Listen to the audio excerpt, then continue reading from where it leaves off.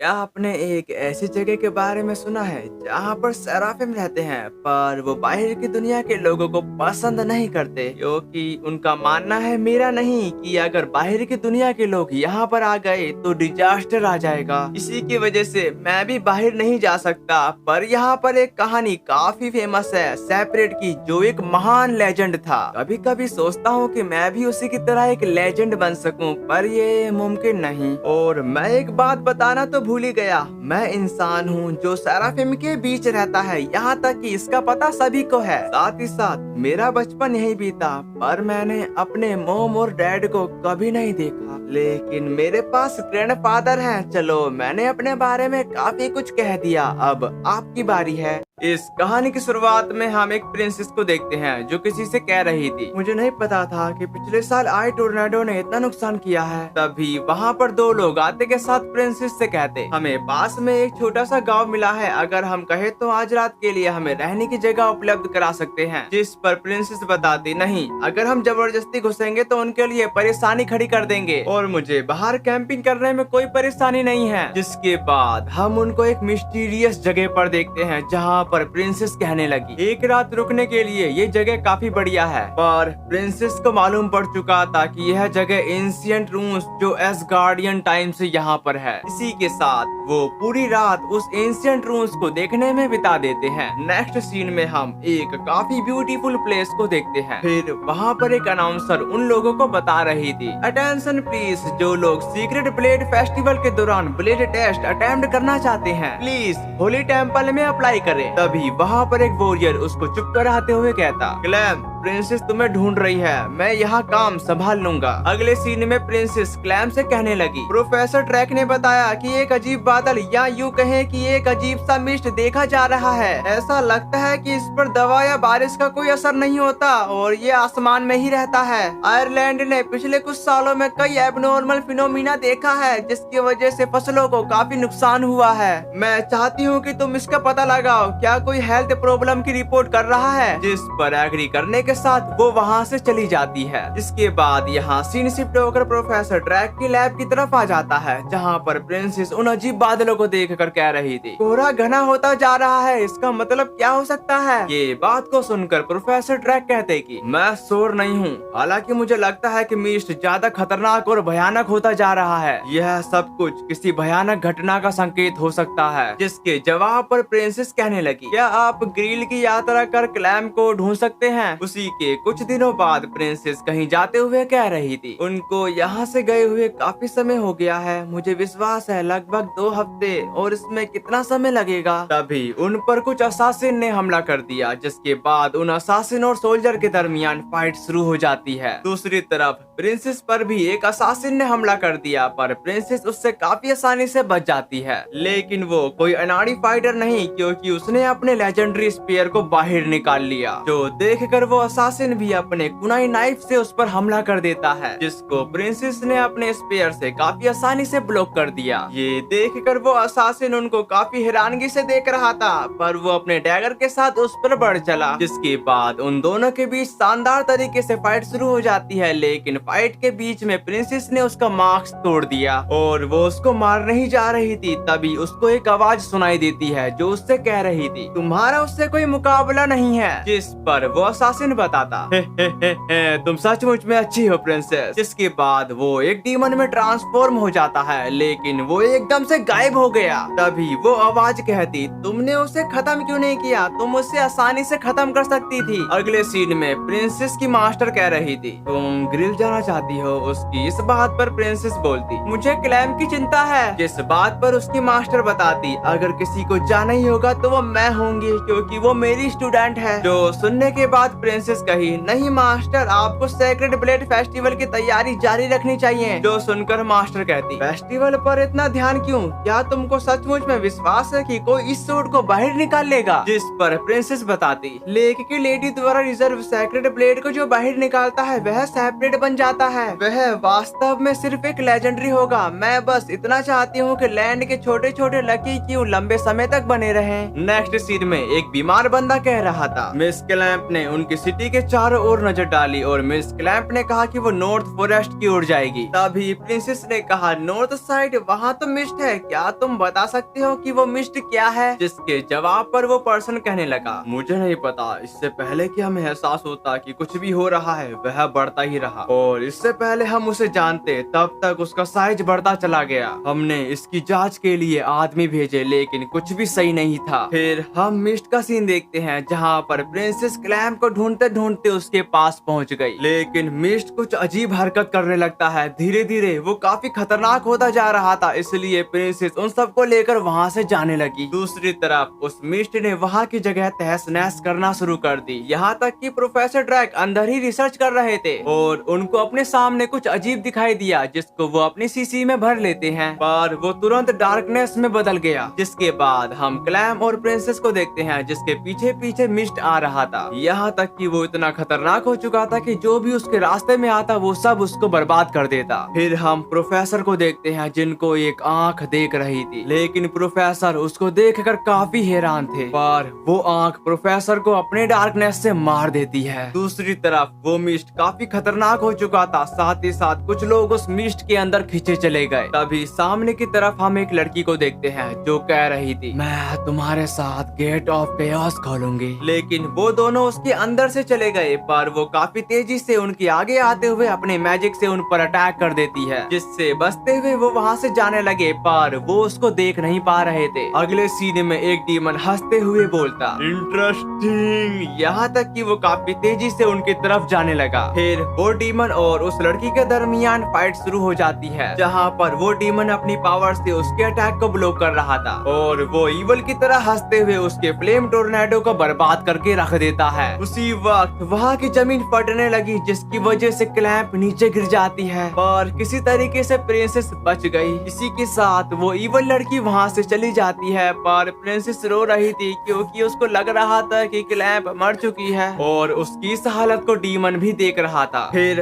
हम रात का सीन देखते हैं जहाँ पर हमें मालूम पड़ चुका था कि काफी बड़ा हिस्सा बर्बाद हो चुका है, जबकि वो मंजिल प्रिंसेस भी देख रही थी। इसकी वजह से वो काफी परेशान हो जाती है क्योंकि उसके साथी भी मारे गए, पर अपने सामने एक लड़की को देखकर वो काफी खुश हो गई। पर उसकी यह खुशी ज्यादा देर के लिए नहीं रहने वाली थी क्योंकि वहाँ पर कुछ अजीब होने लगा, यहाँ तक कि वो मिस्ट दोबारा से क्रिएट हो जाता है और वो प्रिंसेस के सामने ही उस लड़की को निगल गया। तभी हम उसके अंदर एक फायर ड्रैगन को देखते हैं जो प्रिंसेस की तरफ बढ़ने लगा। फिर यहाँ सीन कट होता है और हम उस जगह का सीन देखते हैं जहाँ पर मिस्ट ने उन सबको बर्बाद करके रख दिया और वहाँ पर प्रिंसेस भी आ गई, जिसके बाद उस जगह पर बारिश भी शुरू हो जाती है। दूसरी तरफ एक छोटा सा बीस्ट उसको ही निहार रहा था, पर प्रिंस उसके अंदर जाते हुए कहती, सेक्रेड प्लेट हीरो, ये है महान सेपरेट का पिक्चर है। फिर वो उस पिक्चर को अच्छे से देखने लगती है, साथ ही साथ वो छुटकू भी उसे ही देख रहा था। जिसके बाद प्रिंसेस एक किताब निकालते हुए पढ़ती है, the legend of the shepherd. यह सेराफिम की राजधानी थी जो सबसे ऊंची पीक से भी ऊंचा एक होली स्थान था। इसके द्वार कसकर बंद केवल उन लोगों के लिए खुलते हैं जो इंसानों की दुनिया का मार्गदर्शन करेंगे। सेपरेट सेराफिम के साथ अर्थ पर आता है। सेपरेट सेराफिम की पावर का इस्तेमाल करते हुए एलिवेशन लाने के लिए दुनिया को डार्कनेस से आजाद करता है। पर वो छुटकू कह रहा था, अरे मेरे को तो देखो, मैं यहाँ पर हूँ। लेकिन प्रिंसेस उसे देख नहीं पा रही थी। तभी वहाँ पर काफी तादाद में काफी सारे कीड़े उनके करीब आने लगे, जो देखकर छुटंकी उसको बताने की कोशिश करने लगा था, अरे सुनो, यहाँ काफी खतरा है, वो कीड़े हमारी तरफ ही आ रहे हैं। पर प्रिंसेस उसे ना देख पा रही थी ना सुन पा रही थी, इसलिए छुटंकी ने अपनी पावर का इस्तेमाल करते हुए उन कीड़ों को उससे बचा लेता है। इसी के साथ प्रिंसेस को भी मालूम पड़ चुका था कि यहाँ पर काफी खतरा है, जबकि छुटंकी अपनी पूरी कोशिश करते हुए प्रिंसेस के करीब उन कीड़ों को आने नहीं देता, यहाँ तक कि वो कीड़े अब हर जगह से आने लगे, जिसकी वजह से प्रिंसेस घबराते हुए एक झील में गिर जाती है।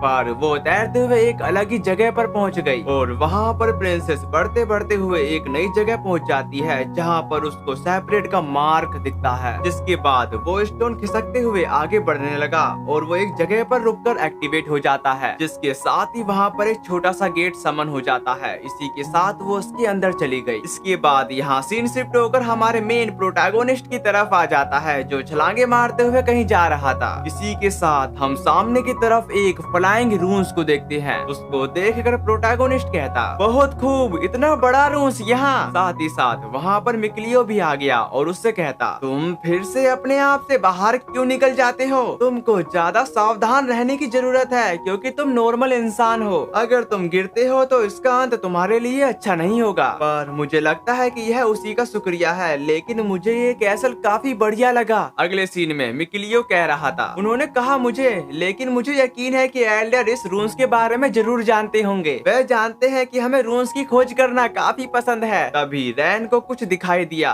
जिसके बाद वो उसके पास चला जाता है। फिर वो उस स्टोन पर अपना ओरा डालने लगा। उसके ओरा डालते ही वहाँ पर एक अजीब सी जगह उनको दिखाई दी, जिसे देखकर मिकलियो कहता, यह तो ग्लैम्स का एक इल्यूजन है, तुम्हारी नजर काफी अच्छी है। तो अब हम क्या करें? जिस पर रैन बताता, बेशक हम एक्सप्लोर करेंगे। पर उनके ग्रैंडपा वहाँ आते के साथ उनको उस जगह पर जाने से मना कर देते हैं। फिर वो उस जगह के बारे में उनको बताते, उस एरिया को काफी पहले सील कर दिया गया था, इसलिए तुम वहाँ नहीं जा सकते। अब कोई खोज नहीं, कोई जांच नहीं, समझे? दूसरी तरफ मिकलियो कह रहा था, मुझे आश्चर्य है कि ग्लैम्स क्यों नहीं चाहते कि हम उस रूम्स में जाएं। जो सुनकर रैन कहता, देखो मिकलियो, यह अराइवल का चैप्टर है। काफी पहले देवताओं के युग में दुनिया पर अंधकार छाया हुआ था। उसी वक्त सेराफिम आया और दुनिया में रोशनी वापस आ गई। सेराफिम दुनिया के अन्य एरिया में रहने के लिए सभी अस्तित्व का सपोर्ट करने के लिए अलग हो गया। इनमें से एक सेराफिम की राजधानी है। उसकी ऐसी बातों को सुनकर मिकलियो बोलता, सॉरी, क्या तुम कह रही हो कि जो हमने आज रूम्स देखा वो सेराफिम की राजधानी थी? जिसके बाद वो रैन की किताब लेते हुए बताता, सेराफिम की राजधानी के लोग उपासना करने लगे। उनमें से टैलेंटेड लोगों को सेराफिम से बात करने की परमिशन थी। तभी रैन कहता, सेराफिम ने लोगों को ब्लेसिंग दिया और लोगों ने उनको प्रे किया। जिनके पास टैलेंट था वो लोगों को सेराफिम में जोड़ते गए। फिर एक ब्रिज तैयार हो गया सेराफिम की राजधानी में। ये बात को सुनकर मिकलियो कहता कि सेलेस्टियल रिकॉर्ड, तुम्हें वो किताब सचमुच में पसंद है? जिसके जवाब पर रैन कहने लगा, बिल्कुल, और इस किताब में डिस्क्रिप्शन भी दिया गया है। मुझे लगता है कि इस बात पर काफी ज्यादा संभावना है कि रून्स सेराफिम की राजधानी है। इसके बाद यहाँ सीन शिफ्ट होकर रून्स की तरफ आ जाता है, जहाँ पर प्रिंसेस बाहर जाने का रास्ता ढूंढ रही थी। साथ ही साथ वो काफी घबरा रही थी, यहाँ तक कि वो जोर से चिल्ला पड़ी। इसी के साथ रैन उस रूम्स में एंटर कर गया और वो वहाँ पहुंचकर काफी ज्यादा खुश था। पर वो अपनी रस्सी का इस्तेमाल करते हुए दूसरी साइड पहुंच जाता है और उसके अंदर पहुंचकर उसको एक पिक्चर दिखाई दी, जो बिल्कुल उसके सेम टू सेम उसकी पसंदीदा किताब में थी। फिर वो कहता, सेपरेट ब्लेड, लहराता हुआ हीरो। तभी वहाँ के स्टैचू में उसको एक ग्लव्स दिखाई दिया, जिसको लेने के साथ बोलता, ये मार्क तो सेपरेट का है। पर वो ग्लव्स मिकलियो ले लेता है और उसको बताता, इस बार तुमने मुझे हरा दिया। उसके वो ग्लव्स निकालने की वजह से वहाँ का मौसम बिगड़ने लगा, जिसको देखकर रैन कहता, ये लाइकलिंग नेचुरल नहीं है। और वहाँ पर प्रिंसेस भी आ गई। दूसरी तरफ हम जेनेरस को देखते हैं, जो उन दोनों के ग्रैंडपा हैं, और वो किसी से कह रहे थे, मेरे एरिया के बाहर कुछ लोग हंगामा खड़ा कर रहे हैं। रैन और मिकलियो क्या वापस आ गए? जिस पर वो पर्सन मना कर देता है। तभी जेनेरस ने कहा, मेरा मानना है कि जो रहस्य उनके सामने आ जाता है वो उनका ध्यान अपनी ओर आकर्षित कर लेता है, लेकिन मैं अभी यही रहूंगा। जिसके बाद किम उनका पता लगाने के लिए चला गया। अगले सीन में प्रिंसेस कह रही थी, क्या ये कोई टेम्पल है? ये कहते ही वो आगे जाने लगी, पर ऊपर से हमले होने लगे। पर प्रिंसेस उससे कैसे न कैसे करके बच जाती है, पर जहाँ पर वो खड़ी थी वो जमीन टूट गई और प्रिंसेस गिरकर बेहोश हो जाती है। साथ ही साथ वो स्टैचू भी रुक गया। इसके बाद जेनेरस कहने लगा, अगर मेरे एरिया में कोई आता है तो उसे मेरे गुस्से का सामना करना पड़ेगा। इसका मतलब जो प्रिंसेस के साथ हुआ वो सब जेनेरस ही कर रहा था। नेक्स्ट सीन में वो दोनों भाग रहे थे। तभी रैन कहता, यह लगभग वैसा ही है जैसा कि रूस लाइकलिंग को बुला रहा हो। इसी के साथ लाइकलिंग ने उन पर हमला कर दिया, जिसकी वजह से वहाँ का हिस्सा डिस्ट्रॉय हो जाता है। पर वो दोनों बच जाते हैं, लेकिन वहाँ की जमीन टूट गई और वो दोनों नीचे गिरने लगे। गिरने के दौरान रैन की हवा टाइट थी, दूसरी तरफ मिकलियो एकदम शांत था। फिर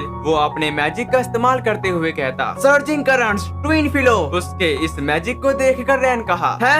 रुको रुको, नहीं। पर काफी देरी हो चुकी थी, जिसके बाद वो दोनों बच जाते हैं। जबकि वो उसके बाहर की तरफ एक बड़ा गड्ढा देखते हैं। उसको देखने के दौरान उन दोनों को वहाँ प्रिंसेस दिख जाती है, जिसे देखकर रैन कहता, क्या यह इंसान है? हमें उसकी मदद करनी होगी। ये बात को सुनकर मिकलियो कहता कि ग्रैंडपा ने तुमको बताया, तुमको इंसानों से दूर रहने की जरूरत है। उसकी ऐसी बातों को सुनकर रैन कहने लगा, मैं उसे यूं नहीं छोड़ सकता, वह अभी भी जिंदा हो सकती है। जिस बात पर मिकिलियो उसको बताने लगा, अच्छा मैं जो मदद कर सकूंगा वो करूंगा। लेकिन उसके पास जाने का रास्ता टूट चुका था, जो देखकर रैन अपनी रस्सी को कहीं फंसाकर मिकिलियो की कमर पकड़ते हुए उसको दूसरी तरफ ले गया। पर उनकी मुश्किलात अभी खत्म नहीं हुई थी, क्योंकि वहाँ का ब्रिज भी टूटा हुआ था। इसलिए मिकिलियो अपनी आइस एबिलिटी का यूज करते हुए वहाँ आइस ब्रिज तैयार कर देता है। इस बार वो उसको पार करते हुए फाइनली उसके पास पहुँच गए। फिर रैन ने उसको उठाना शुरू कर दिया, जिसके बाद वो अपनी आँख खोल लेती है। ये देखकर रैन मिकिलियो को बताता, अच्छा वह ठीक लग रही है, और उससे कहता, क्या तुम खड़ी हो सकती हो? लेकिन वो उसकी मदद ना लेते हुए खड़ी हो जाती है, यहाँ तक कि वो उससे कही, शुक्रिया तुम्हें परेशान करने के लिए, मुझे माफ करना। फिर वो उसका नाम पूछती है, तुम कौन हो? जिस पर रैन अपना नाम रैन बताता है। दूसरी तरफ प्रिंसेस रैन से कहती, क्या तुम सेपरेट हो? उसकी ऐसी बातों को सुनकर वो काफी हैरान थे,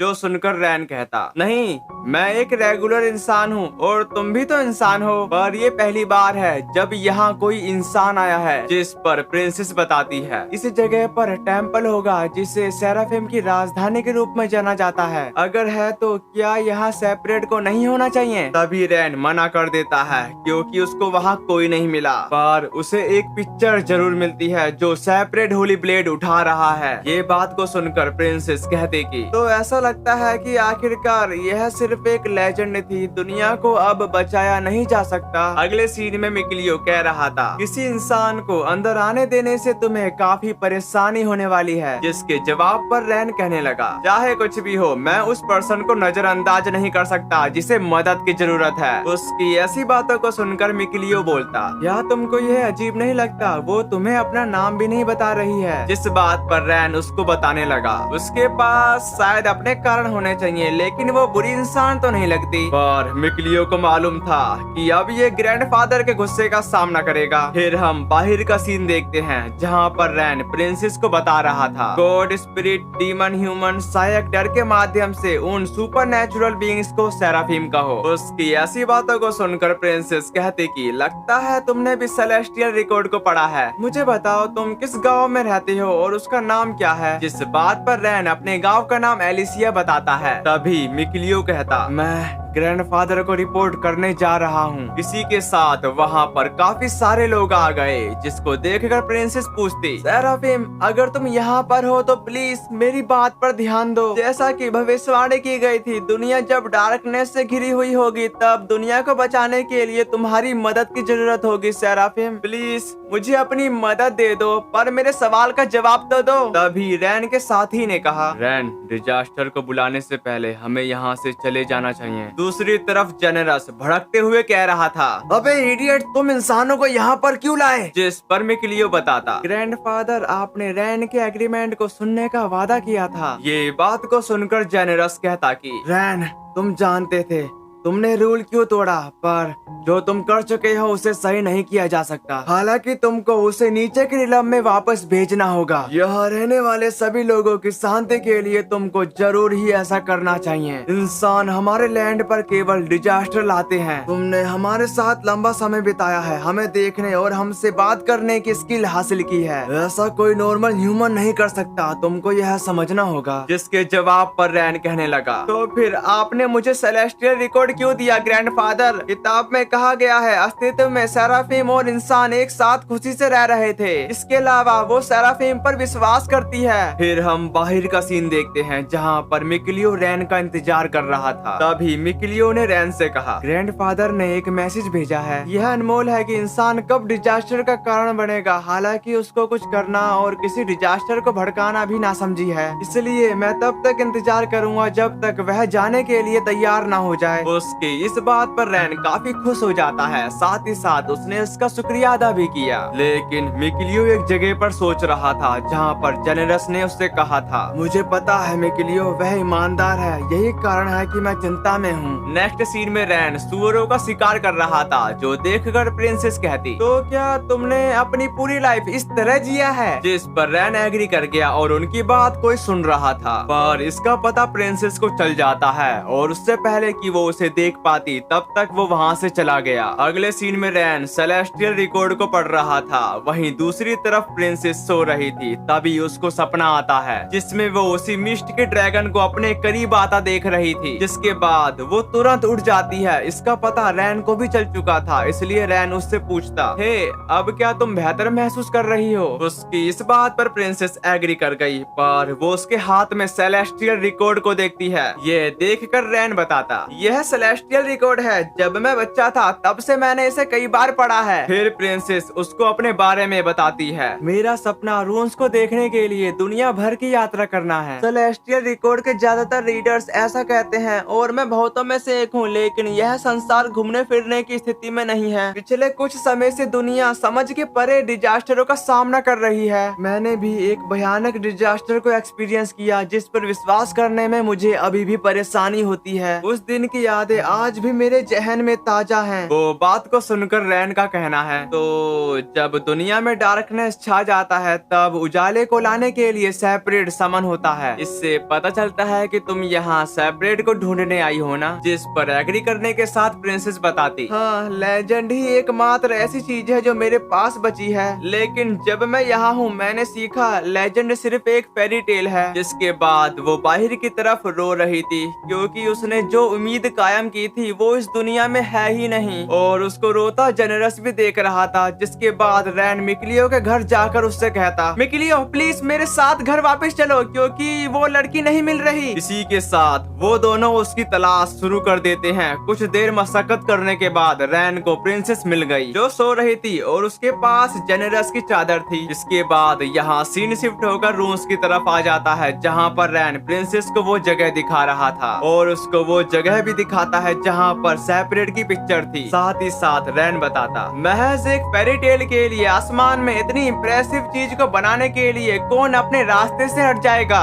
यहाँ तो अनमोल टेम्पल का जिक्र ही नहीं है। तभी रैन अपना ग्लव्स प्रिंसेस को दिखाता है जो देखकर प्रिंसेस काफी हैरान थी कि ये तो सेपरेट का मार्क है। फिर रैन उसको बताता, सेपरेट अस्तित्व में था, यह कोई फेरी टेल नहीं है। जबकि उसकी नासमझी की वजह से वो गिरने ही वाला था, पर वो काफी मुश्किल से अपने आप को संभाल लेता है। अपने आप को संभालने के बाद कहता, अगर नीचे की दुनिया डार्कनेस में डूबी हुई है जैसा कि तुमने कहा तो सेपरेट आएगा। मुझे पता है। उसकी इस बात को सुनकर प्रिंसेस बताती, तुम सेलेस्टियल रिकॉर्ड पर विश्वास करते हो? जिस बात पर रैन उसको बताने लगा, मैं करता हूँ। मेरा सपना इंसानों और सेराफिम को फिर से खुशी के साथ एक साथ रहने देना है। मुझे सच में विश्वास है कि ऐसा ही एक ग्रेट वर्ल्ड आने वाला है। मेरे ख्याल से तुमको यह लेना चाहिए। इसी के साथ प्रिंसेस ने वो ग्लव्स ले लिया। साथ ही साथ वो दिन भी आ गया जब प्रिंसेस को अपने होम टाउन जाना था, पर प्रिंसेस जाने से पहले अपना नाम एलिसा बता देती है, लेकिन वो उसको यह भी बता देती है कि हमारे यहाँ सेपरेट ट्रायल शुरू है, अगर तुम इसमें इंटरेस्टेड हो तो इसे ट्राई जरूर करना। और उसने वो ग्लव्स भी वापस लौटा दिया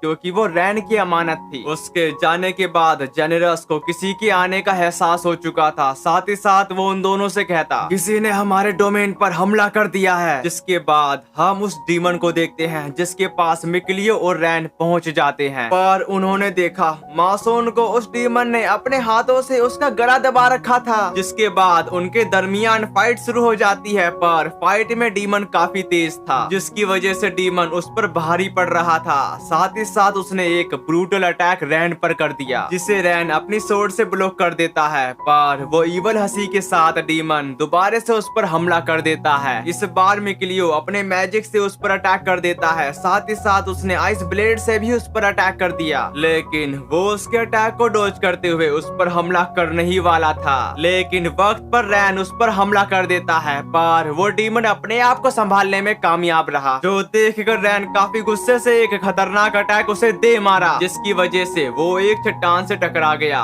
पर उसको एक खरोच भी नहीं आई। दूसरी तरफ जेनेरस शानदार एंट्री के साथ वहाँ पर आ जाते हैं। फिर उसको बताते, कमीने यहाँ से चला जा वरना मैं छोड़ूंगा नहीं। जिस पर डीमन बताता, मुझे लगता है मुझे अपना समय बर्बाद तुम पर नहीं करना चाहिए। ये कहते ही वो वहाँ से चला जाता है। उसके जाने के बाद रैन ग्रैंडफादर से कह रहा था, सॉरी मैं एलिसा को लाया और अब इस चीज को, जिस बात पर जेनेरस उसको बताने लगे। शायद उस लड़की को दूर रखने से वह दुष्ट इस एरिया में एंटर नहीं कर सका, लेकिन यह एक सेल्फिश सोच है। केवल अपनी सेफ्टी ही मायने रखती है। इस एरिया में शांति बाहर की दुनिया से जुड़ी हुई है, हम इसे नजरअंदाज नहीं कर सकते। नेक्स्ट सीन में रैन काफी तेजी से एलिसा की तरफ जा रहा था, क्योंकि उसे लगा है कि एलिसा काफी खतरे में है। लेकिन जाते हुए वो वहाँ पर माफी मांगता है, क्योंकि वो बिना परमिशन के अकेला जा रहा है। पर इसका पता मिकिलियो को भी हो जाता है और इसका पता शायद जेनेरस को भी है, लेकिन मिकिलियो उसके साथ जाने के लिए एकदम तैयार था। अगले सीन में वो दोनों नीचे की दुनिया में पहुंच जाते हैं। अब यहाँ से कहानी का नया सफर शुरू होगा। फिर हम उसको वहाँ पर भागता देख पाते हैं और वो एक जगह पर पहुंचकर उस किंगडम के ब्यूटीफुल नजारे को देखने लगता है। तभी रैन ने कहा, यह वह शहर होना चाहिए जहाँ पर लेक की लेडी रहती है। इसके बाद रैन एंट्रेंस गेट पर पहुंच गया, जहाँ पर काफी सारे लोग सैक्रेड ब्लेड फेस्टिवल देखने के लिए आए थे। जिसके बाद रैन वहाँ पर किसी को ढूंढने लगता है, जो देखकर वहाँ पर एक लड़की कहती, यह सिक्योरिटी चेक पॉइंट है और अब पता चलता है कि तुम यहाँ शहर के नहीं लगते, पर तुम यहाँ सैक्रेड ब्लेड फेस्टिवल के लिए आए हो ना। तुमको जल्दी करनी चाहिए, वह एंट्रेंस गेट को जल्दी ही बंद कर देंगे, पर तुम्हारे पास पास तो है। जिस पर रैन मना कर देता है। ये बात को सुनकर लड़की कहती कि कोई पास नहीं, मेरा मतलब है कि फिर भी वो तुमको अंदर आने देंगे, लेकिन इसमें समय लगेगा। लेकिन एक और तरीका है, हम फ्री ट्रेडर्स एग्रीमेंट द्वारा प्रोटेक्टेड ट्रेडर्स का करवा है, क्योंकि हम स्पैरो फेदर्स वाले हैं। हम किसी भी सिटी में एंटर कर सकते हैं। अब तुम सिटी में आजादी से घूम सकते हो, पर बदले में 500 गोल्ड कॉइन। तुमको मालूम होगा मुफ्त में कुछ भी नहीं मिलता। तभी मिकिलियो ने कहा, ग्रैंडफादर ने कहा था इंसानों को पैसे की जरूरत होती है। जिसके जवाब पर लड़की कहने लगी, अब यह मत कहना कि तुम्हारे पास पैसे नहीं है। उसकी इस बात को सुनकर रैन मना कर देता है, जिस बात पर लड़की उसको बताने लगी, यह इम्पॉसिबल है, मुझे दिखाओ कि तुम्हारे पास कुछ भी नहीं है। फिर वो उसका बैग चेक करने लगती है, जिसके अंदर से उसको सेपरेट डैगर मिला। पर रैन उससे अपना डैगर वापस करने को कहता है, जिस पर एग्री करने के साथ उस लड़की ने वो डैगर उसको वापस कर दिया, क्योंकि जब उस लड़की ने उसका डैगर लिया था तब उसको एक अजीब सा एहसास हुआ। साथ ही साथ वो लड़की कहती कि यह किस प्रकार का लक है, पर मैं तुम्हारी मदद करूंगी, तुम समझ लेना कि तुम पर मेरा कर्ज रहा। इसी के साथ हम शहर का सीन देखते हैं, जहाँ पर काफी भीड़ थी। तभी रोजेलिया ने कहा, तो तुमको लेडी लेक की पहली यात्रा कैसी लगी? वो बात को सुनकर रैन बोलता, मैंने सुना है कि यह पानी का शहर था, लेकिन यह मेरी इमेजिनेशन से भी कहीं ज्यादा है। दूसरी तरफ रोजेलिया बोलती कि यह सैक्रेड ब्लेड फेस्टिवल है, इसलिए यहाँ पर ज्यादा लोग हैं। फिर वो अपने साथियों को देखकर कहने लगी, वो मुझे जाना होगा, मैं तो भूल ही गई थी कि हम यहाँ पर बिजनेस के लिए आए हैं। फेस्टिवल को एंजॉय करो। ये कहते ही वो वहाँ से चली जाती है। उसके जाने के बाद मिकिलियो कहता, रैन हमें जल्दी ही एलिसा की तलाश शुरू करनी होगी। तभी उसको एक अजीब सा एहसास होने लगा। फिर वो बताता, लेडी लेक मलावोलेंस से भरा है। मलावोलेंस का अर्थ लोगों द्वारा निकली गई नेगेटिव एनर्जी। अगले सीन में वो रेस्ट कर रहे थे, तभी उनको डीमन दिखाई दिया, जो देखकर रैन उसका पीछा करना शुरू कर देता है। लेकिन उस डीमन के पास एक्स्ट्रा ऑर्डिनरी पावर थी, जिसकी वजह से वो ऊंची ऊंची छलांगे लगाते जा रहा था। पर रैन भी कहाँ कम था, वो भी उसी की तरह छलांग मारने की कोशिश करता है। पर वो छलांग मारने में कामयाब भी रहा, लेकिन लैंडिंग में थोड़ी चूक हो जाती है। यहाँ तक कि वो उससे पूछता, तुम एलिसा के पीछे क्यों पड़े हो? तुमने एलिसा तक पहुंचने के लिए सेलिसिया पर हमला कर दिया। जिस पर डीमन बताता, मैं प्रिंसेस एलिसा को निशाना नहीं बना रहा हूँ। जो सुनकर रैन कहता, तो फिर तुम यहाँ क्यों हो? ये बात को सुनकर डीमन कहता कि क्योंकि मुझे वह प्रिंसेस पसंद है। उसके आसपास घूमने से मुझे निश्चित रूप से एक अच्छा सीन देखने को मिलेगा। सिर्फ इसलिए कि मैंने उसका शिकार करना बंद कर दिया है, इसका मतलब यह नहीं है कि कोई और उसका पीछा नहीं करेगा। कॉन्ट्रैक्ट अभी भी एक्टिव है, टारगेट ऑफ असासिनेशन। कोई पर्सन जो कॉन्ट्रैक्ट को पूरा करने से पहले पीछे नहीं हटता। जिसके बाद वो वहाँ से चला जाता है। दूसरी तरफ एक बंदा अपने सोल्जर से कह रहा था, मुझे पता नहीं था कि प्रिंसेस इतनी मूर्ख होगी। इस बात पर जोर देने के लिए हमें अपना बल इस्तेमाल करने से पहले असासिन को हम पर हमला करने देना चाहिए। इस बात से हमें मालूम हो चुका था कि इसके इरादे एलिसा को लेकर ठीक नहीं है। इसके बाद यहाँ सीन शिफ्ट होकर उस जगह की तरफ आ जाता है जहाँ पर सैक्रेड ब्लेड फेस्टिवल शुरू होने वाला था और वहाँ पर प्रिंसेस को मारने के लिए असासिन भी आ चुके। साथ ही साथ वहाँ पर एक खूबसूरत लड़की आराम फरमा रही थी। जिसके बाद वहाँ पर एक वॉरियर सेपरेट ब्लेड को निकालने के लिए आ गया, पर वो वॉरियर अपनी पूरी जान लगा देता है। उसके निकालते समय उस लड़की को अचानक होश आ गया क्योंकि उसको वहाँ पर काफी ज्यादा मलेवोलेंस फील हो रहा था और हम वहाँ पर काफी ज्यादा मलेवोलेंस को देखते हैं। साथ ही साथ वो वॉरियर उस सोड को निकालने में नाकाम रहा। दूसरी तरफ रैन कह रहा था तो उस सोड को निकालने से हम सेपरेट बन जाते हैं। इसका अर्थ यह है कि हमें उस लेडी द्वारा स्वीकार कर लिया जाएगा। सेपरेट ब्लेड के काबिल पर्सन को वो लड़की एक्सेप्ट कर लेगी। इसके बाद सेकंड वॉरियर की बारी आ गई जिसने अपनी पूरी कोशिश की पर वो उस सोड को हिला तक नहीं पाया। तभी एलिसा वहाँ पर आते के साथ कहती कि सबसे पहले यहाँ मौजूद 10 वॉरियर और इसमें भाग लेने वाले बाकी लोगों के लिए आपकी अप्रिशिएट चाहती हूँ। दुर्भाग्य से इस सेपरेट ब्लेड फेस्टिवल के दौरान कई सेपरेट नहीं बन पाए। लेजेंड के अनुसार सेपरेट एक रक्षक है जो सेराफिम के साथ मिलकर काम करता है मलेवोलेंस की दुनिया को साफ करने के लिए। हालांकि मैंने इस सेक्रेड ब्लेड फेस्टिवल का इवेंट नहीं किया क्योंकि मैं लेजेंड पर आंख बंद करके विश्वास करती थी। हमारा नेशन हाईलैंड और हमारा पड़ोसी रोलांस काफी तनाव की स्थिति में है। कुछ लोग ऐसे हैं जो मानते हैं कि यह फेस्टिवल डिजास्टर है बैटल से पहले मनोबल बढ़ाने के लिए, लेकिन मैं असहमत हूँ। लेजेंड यह भी बताती है कि मनुष्य सेराफिम को देखने और उसके साथ रहने में सक्षम थी। मैंने इसका मतलब यह निकाला कि हमको अपने पड़ोसी के साथ यह अस्तित्व रहना चाहिए, बैटल में नहीं जाना चाहिए। मेरा मानना है कि विशेषकर हाल ही के डिजास्टर के कारण हमें साहसी होना चाहिए। भले ही रोलांस ने हम पर हमला करने का फैसला कर दिया हो, हमें पहले हमला नहीं करना चाहिए। हमें तब तक इंतजार करना चाहिए जब तक वो हम पर हमला न कर दे। उसके कहने के बाद वो लड़की हमें बताती मलेवोलेंस लोगों का डर, नेगेटिव इमोशन और ज्यादा मलेवोलेंस पैदा करना है। इसके बाद लेडी लेक में डार्कनेस फैलने लगा। साथ ही साथ वहाँ की फ्लेम बुझ जाती है। धीरे धीरे डार्कनेस पूरी जगह फैल जाता है। साथ ही साथ वहाँ पर एक अजीब सा क्रिएचर क्रिएट होने लगा और उसका नाम रैन हमें हेलियन बताता है और वो हेलियन एक जाइंट ड्रैगन में बदल गया। यहाँ तक कि हेलियन वहाँ की जगह जगह डिस्ट्रॉय करने लगा। तभी उसने उस सोड पर हमला कर दिया, पर वो सोड अपनी एनर्जी से उसको अपने करीब आने नहीं देती। लेकिन उस ड्रैगन को देखकर रैन एलिसा के पास काफी तेजी से जाने लगा। तभी हेलियन ने रैन पर हमला कर दिया जिसकी वजह से वो डायरेक्ट जाकर एलिसा के पास गिरता है। एलिसा रैन को यहाँ देखकर काफी हैरान थी। जिसके बाद रैन लेडी लेक की तरफ बढ़ते हुए कहता, पर वो लड़की कहती कि लेकिन तुम कौन हो? ये बात को सुनकर रैन कहता कि मेरा नाम रैन है लेडी लेक, क्या तुम उस हेलियन के साथ कुछ नहीं कर सकती? जिस पर लेडी लेक बताती केवल सेपरेट ही हेलियन को प्योर कर सकता है। दूसरी तरफ प्रिंसेस पर एक असासिन ने हमला कर दिया जिसके बाद उनके दरमियान फाइट शुरू हो जाती है।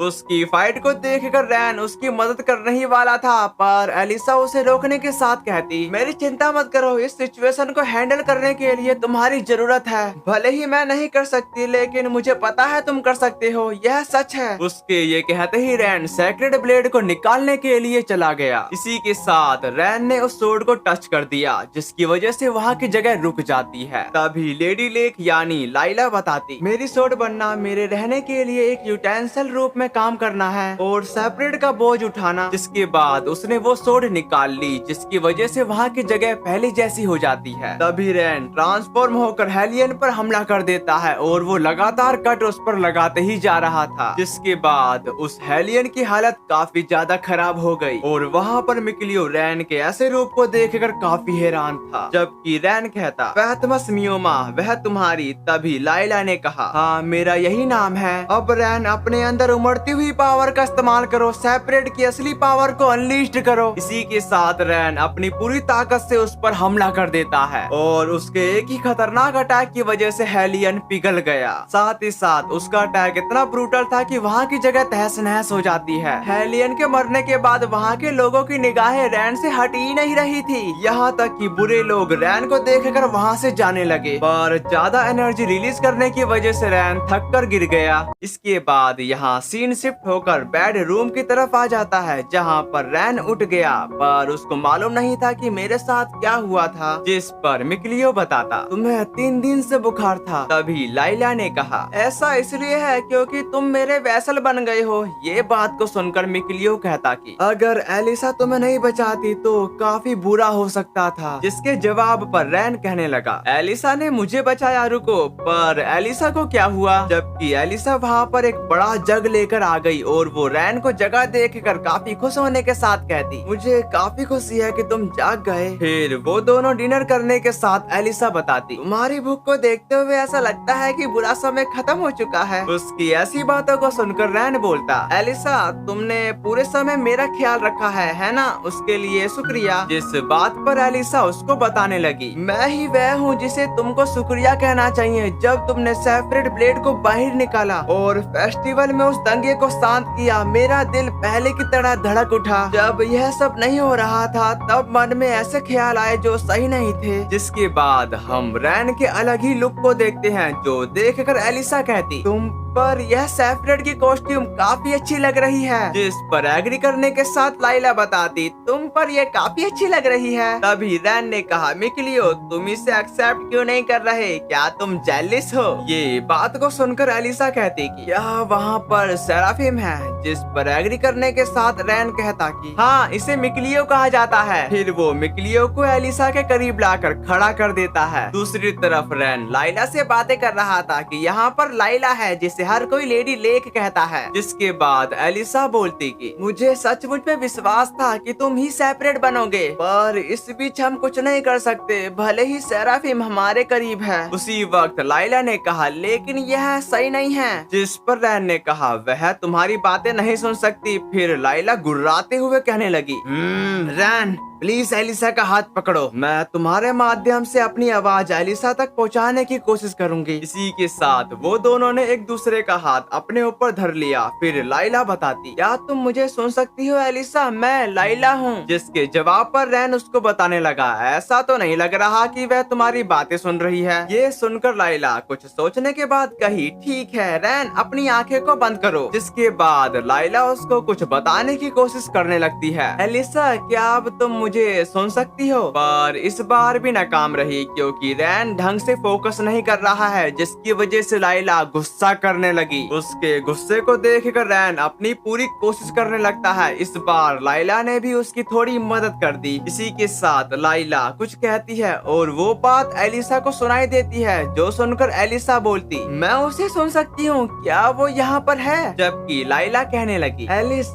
हम तुम्हारे दिलों में देखते हैं, जैसे मैं, मिकलियो और रैन। प्लीज सेराफिम को कभी इग्नोर मत करना। लैगलेट मैलिस को जन्म देती है जो आगे चलकर डिजास्टर लाता है। उसकी बात खत्म होने के बाद लाइला ने अपना हाथ रैन से हटा दिया, जिसकी वजह से रैन की हालत काफी खराब हो जाती है। तभी लाइला ने रैन से कहा, अगर तुम सेपरेट के रूप में अपनी पावर में सुधार करते हो, ऐसे स्ट्रिक्ट सेंसरी को ब्लॉक करने की जरूरत नहीं होगी। जो सुनकर रैन कहता, तो अगर मैं कड़ी मेहनत करूं तो मैं सेराफिम की आवाजें सभी तक पहुंचा सकता हूं। जिस पर लाइला बताती, एलिस का जन्म नेचुरल टैलेंट के साथ हुआ था। तभी एलिसा ने कहा, लेकिन मैं सेराफिम के साथ बात करने में सक्षम नहीं थी। अब मुझे संदेह नहीं है कि हमारे बीच में कोई सेराफिम रहता है। इसके बाद वहाँ पर एक सर्वेंट आते के साथ प्रिंसेस को कहीं जाने के लिए कहती है। जिसके बाद हम उनको एक बग्गी में देखते हैं, जहाँ पर एलिसा कह रही थी, जब यहाँ पर खबर फैली थी कि सेपरेट यहाँ पर है, तभी लोगों ने तत्परता से झंडे लगाना शुरू कर दिए। मुझे लगता है कि वह अपने दिलों में सेपरेट का ही इंतजार कर रहे थे। फिर एलिसा उनको उसी जगह पर छोड़कर वहाँ से चली जाती है। उसके जाने के बाद रैन को वहाँ पर अच्छा नहीं लग रहा था। ये देखकर लाइला कहने लगी, रैन यहाँ पर मलेवोलेंस है। ये बात को सुनकर रैन कहता कि लेकिन ऐसा महसूस होता है जैसे कि एक अलग मलेवोलेंस घुला हुआ हो। उसकी ऐसी बातों को सुनकर लाइला बोलती, अब तुमको इसके करीब आना होगा, कॉन्सेंट्रेट करो और इसे महसूस करने की कोशिश करो। इसके बाद रैन कॉन्सेंट्रेट करने लगा। फिर वो उनको एक जगह पर ले आता है, जहाँ पर रैन कहता, यह अब भी बुरा लगता है, लेकिन पहले जैसा बुरा नहीं है। मैं यह भी जानना चाहता हूँ कि रूम्स मलेवोलेंस से भरे क्यों हैं। फिर वो उसके अंदर चला गया और वहाँ पर रैन एक सीक्रेट रास्ता खोज रहा था।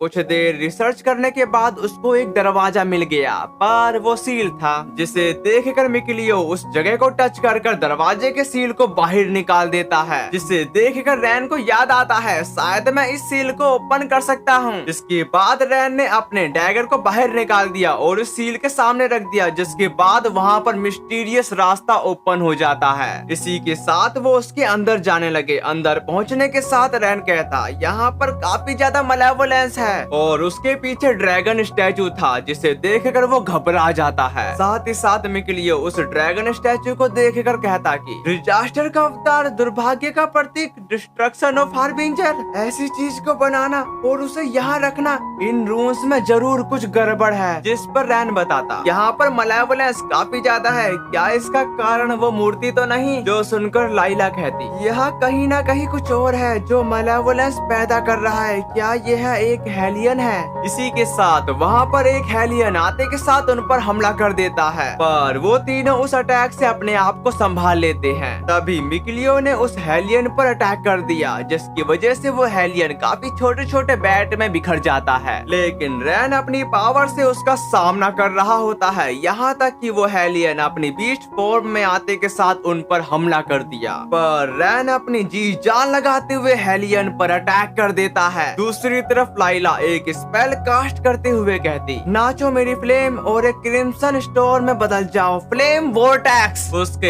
एक ही अटैक से वो हेलियन वहाँ से भाग जाता है। जिसके बाद लाइला रैन से कहती मेरे साथ बंधे होने से तुम पर बोझ बढ़ गया है, अगर तुमको अपना बोझ थोड़ा हल्का करने के लिए जरूरत है तो मैं अंदर जा सकती हूँ, इसे कहने के लिए संकोच मत करो। फिर वो उसके अंदर जाकर बताती क्या तुम समझ रहे हो, अंदर जाने का मेरा यही मतलब है। इसी के साथ वो उसके अंदर से बाहर आ गई और तभी वो उसको बताती आगे चलकर तुम और भी सेराफिम के साथ समझौता कर सकते हो। इसका मतलब यह है कि जैसा कि रैन के पास लाइला है वैसे ही और भी लोग उसके साथ होंगे और रैन उनकी बेमिसाल पावर का इस्तेमाल कर सकेगा। अब हम लाइला की बातों पर आते हैं जो रैन को बता रही थी। वे तुमको बेमिसाल पावर देंगे, लेकिन प्लीज तुम्हारे द्वारा पे की जाने वाली कॉस्ट पर ध्यान रखो। जिसके जवाब पर रैन कहने लगा ठीक है मैं ऐसा ही करूंगा, लेकिन रूस में मलेवोलेंस अभी तक खत्म नहीं हुआ है। फिर वो एक अंधेरी जगह पर चले जाते हैं जहाँ पर लाइला ने अपनी फ्लेम से रोशनी कर दी। तभी उनको वहाँ पर काफी सारे कंकाल देखने को मिले, जबकि लाइला उनको बताती जीवन में उन्होंने अपने रूलर के खिलाफ विद्रोह किया और वो गुप्त रूप से मारे गए। उनकी अधूरी इच्छाएं और इंटेंस मलेवोलेंस भयंकर मलेवोलेंस बन गया। उनका शरीर अब सड़ चुका है, यहाँ तक कि मलेवोलेंस कायम रहा और हेलियन को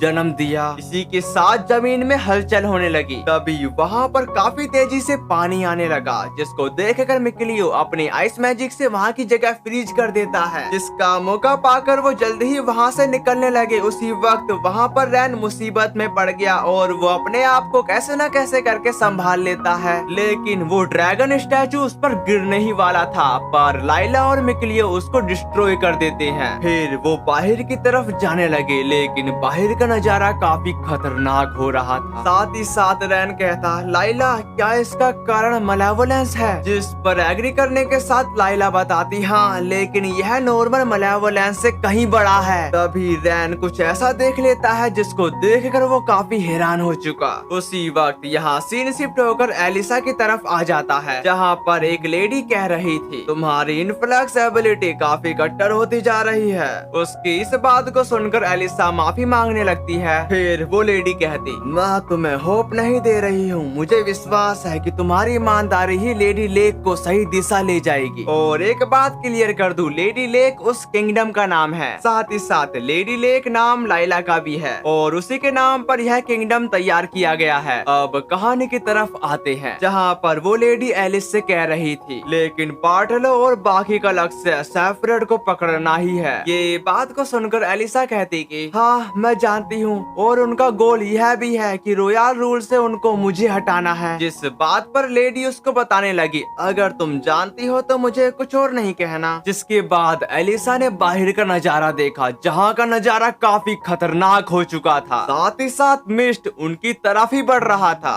जिसके बाद यहाँ सीन शिफ्ट होकर दो लड़कियों की तरफ आ जाता है, जहाँ पर वो भटकती आत्मा की तरह एक जगह से दूसरी जगह भटक रही थी। तभी सेरेस उन आर्मी के पास आते के साथ कहने लगी मैं विश्वास नहीं कर सकती कि उन्होंने तुम्हें प्रेटोर क्लास के एक्सर्सिस्ट में से एक इस इजलैंड पर भेजा गया है। जिस पर एक्सोर्सिस्ट बताता। इससे पता चलता है कि लॉर्ड आर्ट्रोसियस के लिए यह मामला कितना जरूरी है। मैं इस बात पर विश्वास नहीं कर सकता कि तुम एक मैलेक ने लॉर्ड आर्ट्रोसियस को धोखा दिया है। साथ ही साथ वहाँ पर सोफिया भी आ गई, जिसे देखकर एक्सोर्सिस्ट कहा, तुमको डिमोनिटर होना चाहिए ना। उसकी इस बात पर सोफिया कहने लगी, मैं तुम्हारा जहाज ले लूंगी और आर्ट्रोसियस को मार गिराऊंगी। ये बात को सुनकर एक्सोर्सिस्ट कहता कि तुम्हारे शब्द हजारों मौतों के लायक हैं। जिसके बाद उसने सोफिया पर हमला कर दिया। फिर उसको बताता, क्या तुम भूत भगाने के मेरे ब्लेड का सामना कर सकती हो जो लॉर्ड आर्ट्रोसियस ने मुझे दिया था? तुम एक डीमन हो सकती हो, लेकिन तुम एक लड़की हो, जिसकी वजह से मैं तुम्हारे साथ अच्छा व्यवहार करूंगा। उसकी ऐसी बातों को सुनकर सोफिया काफी गुस्से से एक पत्थर से उसके एक सोल्जर पर हमला कर देती है। इसे देखकर एक्सोर्सिस्ट भी सीरियस होते हुए कहने लगा, मैं ऑस्कर ड्रैगोनिया फ्रीडर क्लास का एक्सोर्सिस्ट हूँ। लॉर्ड आर्ट्रोसियस के आदेश से मैं तुम्हें गिरफ्तार करता हूँ। ये कहते ही उसने सोफिया पर हमला कर दिया, पर सोफिया उसके अटैक से काफी आसानी से बच जाती है। साथ ही साथ सोफिया ने अपने हिडन डैगर को बाहर निकालने के साथ उसके संग फाइट करने लगी और वो फाइट काफी लंबी चल रही थी, जिसे देखकर सोफिया अपने एक और हिडन डैगर को बाहर निकालने के साथ उस पर हमला कर देती है, पर ड्रैगोनिया अपनी सोर्ड से उसके अटैक को ब्लॉक कर देता है। लेकिन सोफिया के लगातार अटैक की वजह से ड्रैगोनिया पीछे हटने लगा और पीछे हटने के साथ उसने अपनी सोर्ड से सोफिया पर हमला कर दिया, जिसे सोफिया अपनी सोर्ड से रोकने लगती है। यहाँ तक कि सोफिया अपने डीमन हैंड का यूज करने के साथ ड्रैगोनिया पर ब्रूटल अटैक कर देती है, पर ड्रैगोनिया वक्त पर उसके अटैक से बच जाता है। साथ ही साथ उसने भी अपना एक पावरफुल अटैक उस पर चल दिया, जिसकी वजह से सोफिया जाकर समुद्र में गिर गई, पर वो बाहर आ गई। तभी ड्रैगोनिया कहता, एक बीस्ट, लेकिन अब जब मैं यहाँ हूँ तो तुम्हारे जीतने की कोई उम्मीद नहीं है। तुम्हारी हैवानियत ने मुझे लगभग भुला ही दिया कि मैं यहाँ क्यों हूँ। मैं तुम्हें मारने के लिए दुनिया के अंत तक नहीं आया। तुम अपनी जेल में वापस चली जाओगी। तुम्हारा काम डीमन को खाना जारी रखना है। जिसके जवाब पर सोफिया उसको बताने लगी, मेरे जिंदा रहने का एकमात्र कारण उस आदमी को मारना है जिसकी वजह से मैं हर दिन डीमन खाती हूँ। उसकी ऐसी बातों को सुनकर ड्रैगोनिया बोलता, अगर इसके लिए तुम हमसे नफरत करती हो तो तुम गलत हो। जिस बात पर सोफिया उसको बताने लगी, बिल्कुल वैसा ही जैसा कि मेरे छोटे भाई की बलि दी गई थी। वो बात को सुनकर ड्रैगोनिया का कहना है, बिल्कुल हर किसी का एक रोल है जो उसे निभाना होता है। लॉर्ड आर्ट्रोसियस ने इसे दुनिया को दिखाया। उनकी बातों के बीच वहाँ पर ड्रैगन आ गया, जिसे देखकर वो सोल्जर उस पर अटैक कर देते हैं, पर वो ड्रैगन उनके अटैक से बचते हुए आधे लोगों को खा गया। फिर वो ड्रैगोनियो की तरफ बढ़ने लगा, लेकिन ड्रैगोनियो अपने थंडर पावर से उस पर हमला कर देता है और वो अटैक उसका पीछा करने लगते हैं। जिसके बाद ड्रैगन जाकर एक शिप से टकरा गया। तभी ड्रैगोनियो ने कहा, क्या तुम ये देखने के बाद भी सेरेस लॉर्ड आर्ट्रोसियस के खिलाफ विद्रोह करती हो? जिस पर सेरेस बताती, मैं किसी और के आदेशों की छत्र छाया में नहीं जाऊंगी। मैं अपना रास्ता खुद बनाऊंगी। उसकी ऐसी बातों को सुनकर ड्रैगोनियो खुद उसका सामना करने के लिए चला गया और वो जाकर एक घातक अटैक उस पर कर देता है। दूसरी तरफ एक लड़की वहाँ पर आते के साथ सोफिया को बताती, कौन पागल है जो मेरी नींद में दखल डाल रहा है और उसने माफी भी नहीं मांगी? तुम लोगों को क्या परेशानी है? मुझे काफी अच्छी नींद आ रही थी। इसके बाद यहाँ सीन फाइट की तरफ आता है, जहाँ पर सोल्जर और ड्रैगोनियो एक फॉर्मेशन के साथ उसको फंसाने की कोशिश कर रहे थे, पर वो ड्रैगन ज्यादा पावरफुल था, जिसकी वजह से सोल्जर द्वारा बनाई गई फॉर्मेशन डिस्ट्रॉय हो जाती है। इसी के साथ वो ड्रैगन आजाद हो चुका। जिसके बाद हम सोफिया को देखते हैं, जो अब ड्रैगन का सामना कर रही थी, पर ड्रैगन ज्यादा ताकतवर था, जिसकी वजह से सोफिया को इंटरनल इंजरी हो जाती है। पर वो यहाँ हार नहीं मान सकती, क्योंकि उसको अपना गोल पूरा करना है। लेकिन वो ड्रैगन उसको मारने के लिए आगे बढ़ा। ये देखकर सेरेस तुरंत उसके करीब जाकर एक फ्लेम बैरियर क्रिएट कर देती है। साथ ही साथ वो उसको बताती, सोफिया,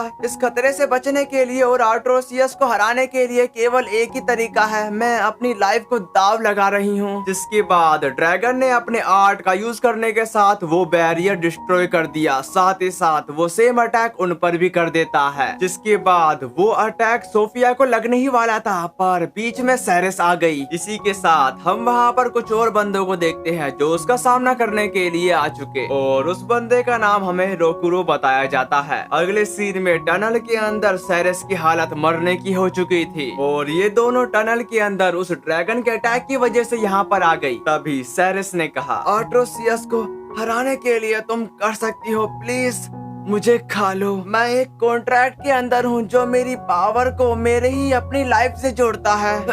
मुझे खाओ और मेरी पावर ले लो, आगे बढ़ने की पावर तभी तुमको मिल पाएगी। फिर वो उसको एक कॉम्ब देने के साथ बताती, यह मेरे दिल के करीब है, तुम्हारी तरह एक ऐसी आग जो जलती रहती है, चाहे उसे बुझाने की कितनी भी कोशिश करूं। प्लीज अब जल्दी करो, इससे पहले कि मेरी जिंदगी खत्म हो जाए। जिसके बाद सोफिया अपने डीमन हैंड से उसका सर पकड़ लेती है। साथ ही साथ वो उन पलों को याद कर रही थी जहाँ पर उन दोनों ने वो समय खुशी के साथ बिताया था। यही सब सोचने के बाद सोफिया सेरेस को एब्जॉर्ब कर लेती है। इसी के साथ वहाँ पर एक रिंग समन हो गई जो सोफिया ले लेती है। दूसरी तरफ उन लोगों की फाइट अभी भी उस ड्रैगन से चल रही थी, पर लगातार सामना करने की वजह से वो लड़की काफी ज्यादा घायल हो जाती है। साथ ही साथ रोकुरु भी उस ड्रैगन का सामना नहीं कर पा रहा था, जबकि सोफिया काफी गुस्से के साथ उस ड्रैगन की तरफ ही बढ़ रही थी और बाहर की तरफ आते के साथ एक खतरनाक अटैक उस ड्रैगन पर कर दिया, जिसके एक ही अटैक की वजह से ड्रैगन को ज्यादा फर्क नहीं पड़ा। लेकिन सोफिया का गुस्सा उसके सर के ऊपर जा चुका था, क्योंकि उसकी खास दोस्त उस ड्रैगन की वजह से नहीं रही। दूसरी तरफ ड्रैगोनियो कह रहा था, वह 8 क्या उसने सेरेस को खा लिया? फिर सोफिया ने उस ड्रैगन पर एक अटैक कर दिया, जिसकी वजह से वो ड्रैगन पलट जाता है और सोफिया उस पर अपनी पूरी जान लगाते हुए उसका गला चीरने लगती है। लेकिन ड्रैगोनियो ने अपने स्पिरिचुअल ब्लेड से उस पर अटैक कर दिया। साथ ही साथ वो उससे कहता, मुझे माफ करना, लेकिन मैं तुम्हारे जैसे मोन्स्टर को इस दुनिया पर हावी नहीं होने दे सकता। जिस पर सोफिया बताती, सोफिया मेरा नाम है, सुनिश्चित करो कि आर्ट्रोसियस इसके बारे में जानता है। मैं सभी डीमन और मैलाकिन एक्सर्सिस्ट को खा जाऊंगी। मैं सबसे भयानक डीमोनिटर हूँ। उसके कहने के बाद वहाँ पर एक भयानक अटैक उस पर कर दिया, जिसके बाद वहाँ पर काफी हाई प्रेशर क्रिएट होने लगता है। जिसके बाद हम एक शिप को देखते हैं। उस शिप को रोकुरु चला रहा था, यहाँ तक कि वो कहता, हवा तो ऊपर से आ रही है, लेडीज हम कहाँ जाएं? उसकी ऐसी बातों को सुनकर मागिलू बताती, मुझे परवाह नहीं है, हवा जहाँ जाए मैं वहाँ जाती हूँ, मैं यहाँ भटकती हूँ वहाँ भटकती हूँ। वहीं पर सोफिया सेरेस द्वारा दी गई कॉम्ब को देख रही थी, क्योंकि वो उसको याद करना चाहती थी। फिर उसने कहा, लाफी क्या तुम जानती हो कि पक्षी क्यों उड़ते हैं? जिस पर लाफी बताती, ऐसा इसलिए है क्योंकि वो खाना नहीं खा पाएंगे या वो अपने दुश्मनों से बचने के लिए ऐसा करते हैं। लेकिन मुझे यह भी लगता है कि पंख वाले पक्षी काफी शानदार होते हैं। साथ ही साथ सोफिया ने वो पल भी याद किया जहाँ पर उसका भाई मरने की कगार पे था। तभी हमें किसी की आवाज आती है जो कह रहा था, यह वास्तविकता का कानून और व्यवस्था है, यह दर्द मेरे द्वारा रोका जाएगा, आर्ट्रोसियस कोलब्रांडे। दूसरी तरफ सोफिया काफी गुस्से से जोर से आर्ट्रोसियस चिल्ला रही थी। और गाइस, मैंने एक न्यू सीरीज स्टार्ट की है जिसका नाम कीज नाइवर्स है। साथ ही साथ मैंने उसके 2 चैप्टर को कंप्लीट कर दिया है। अगर आप लोगों ने उसके 2 चैप्टर अभी तक नहीं देखे हैं तो जाओ, मेरे चैनल पर होगा, उसको विजिट करो और देखो। लेकिन आपको यहाँ भी दिक्कत है तो मैं कमेंट और डिस्क्रिप्शन में उसका लिंक पिन कर दूंगा। अब जाओ उसको देखो और कमेंट में बता देना कि वो सीरीज कैसी लगी। पर जाने से पहले इस वीडियो के नीचे कमेंट बॉक्स भी है, तो वहाँ पर भी तो कुछ कमेंट कर दो, जिससे मैं मोटिवेशन हो जाऊं और नेक्स्ट पार्ट जल्दी आ जाए।